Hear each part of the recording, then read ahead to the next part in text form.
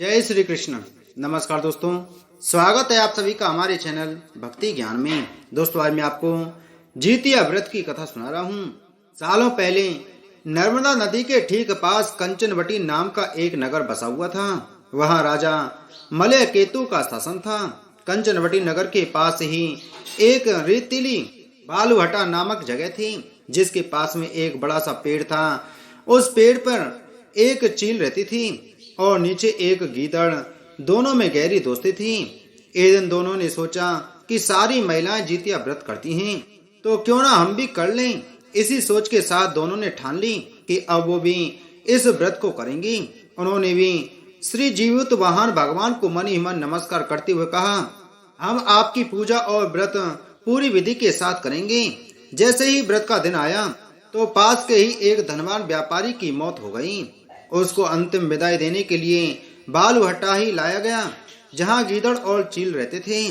व्रत के दिन गीदड़ ने मरे हुए व्यक्ति को देखा तो उसे भूख लग गई और वो खुद को रोक नहीं पाई और मांस खाने की वजह से उसका व्रत उसी समय टूट गया। उस व्यापारी के शव को चील ने भी देखा था, लेकिन उसने व्रत के कारण उसे नहीं खाया। उसके बाद चील और गीदड़ दोनों अगले जन्म में कंचनवटी के भास्कर नामक ब्राह्मण के घर में बेटी के रूप में पैदा हुए। चील का जन्म बड़ी बहन के रूप में हुआ, जिसका नाम शीलवती पड़ा और उसकी शादी बुद्धिसेन नामक लड़के से कराई गई। गीदड़ का जन्म उसकी छोटी बहन कपूरावती के रूप में हुआ। समय होने पर उसका विवाह कंचनवटी के राजा मलय केतु से उसके पिता ने विवाह करवाया। भले ही कपूरावती विवाह के बाद कंचनवटी की रानी बन गई हो, लेकिन उसे बेटा का सुख नहीं मिला। उसके घर जितने भी बच्चे जन्म लेते थे वो उसी दिन मर जाते। ऐसा होते होते कपूरावती काफी परेशान हो गई। इधर उसकी बड़ी बहन शीलवती को 7 बेटे हुए थे। जब उसके सारे बेटे बड़े हो गए तो उन्होंने महल में कार्य करना शुरू कर दिया। अपनी दीदी के बेटों को देखकर धीरे धीरे कपूरावती रानी के मन में जलन का भाव पैदा होने लगा। उसने इसी जलन की वजह से अपने पति को कहकर अपनी दीदी के सारे बेटों के सिर कटवाकर एक बर्तन में रख दिए। उन सभी 7 बर्तनों को कपूरावती ने लाल रंग के कपड़े से ढक दिया और अपनी दीदी शीलवती के पास भिजवा दिए। भगवान जीवित वाहन भी ये सब देख रहे थे। उन्होंने रास्ते में ही सभी 7 भाइयों के सिर को धड़ से जोड़ा और अमृत पिलाकर जिंदा कर दिया।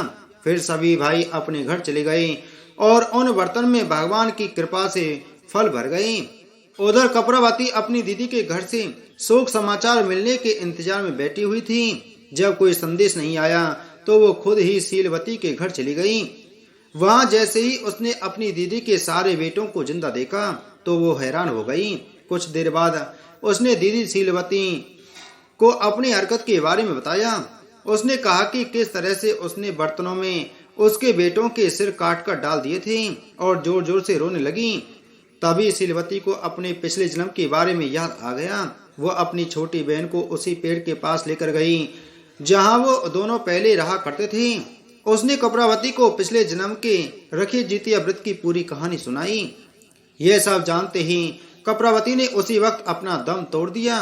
राजा को तुरंत शीलवती ने इस बात की जानकारी भिजवाई। अपनी पत्नी के बारे में दुख भरा समाचार मिलते ही राजा वहां पहुंचे और कपूरावती को उसी पेड़ के नीचे अंतिम विदाई दी। इससे यह सीख मिलती है कि बुरे कर्म कभी भी पीछा नहीं छोड़ते, गलत कामों की सजा को भोगना ही पड़ता है। बोलो जीवित वाहन भगवान की जय।